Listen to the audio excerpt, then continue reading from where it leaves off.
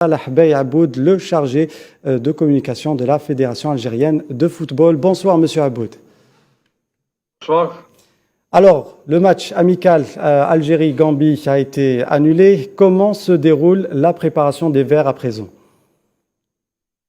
Après l'annulation du match Algérie-Gambie hier, le staff technique a programmé une séance d'entraînement à 18h comme d'habitude au même endroit, c'est-à-dire au complexe sportif d'Al Agla en présence de la majorité de l'effectif.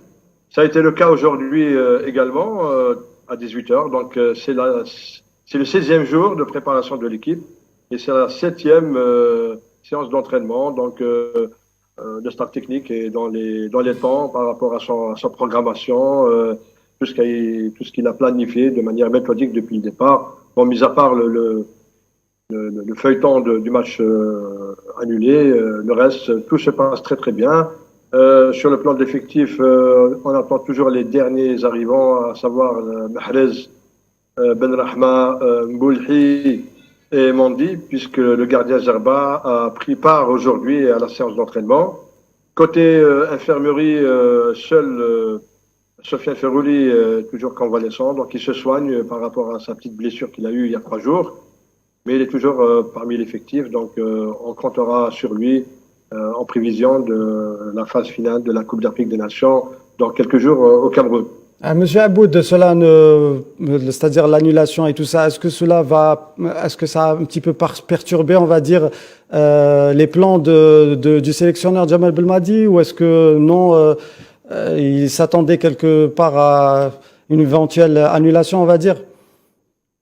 Oui, d'ailleurs, le sélectionneur national en a parlé lors de sa conférence de presse jeudi, puisque pratiquement toutes les sélections africaines sont en difficulté, que ce soit par rapport à la Covid, mais aussi également à la circulaire de la FIFA qui a empêché les joueurs de rejoindre leur sélection avant le 3 pour un certain nombre d'entre eux, ce qui a fait que plusieurs sélections ont vu leur programme chamboulé. Pour la sélection algérienne, mis à part le match qui était programmé samedi, donc face à l'Angomi qui a été annulé, mais pour le reste, les choses se passent très très bien, alhamdoulilah, tant mieux. Et on vient de recevoir à l'instant une information de la Fédération qatari de football qui a programmé le match Algérie-Ghana mercredi 5 janvier à partir de 19h.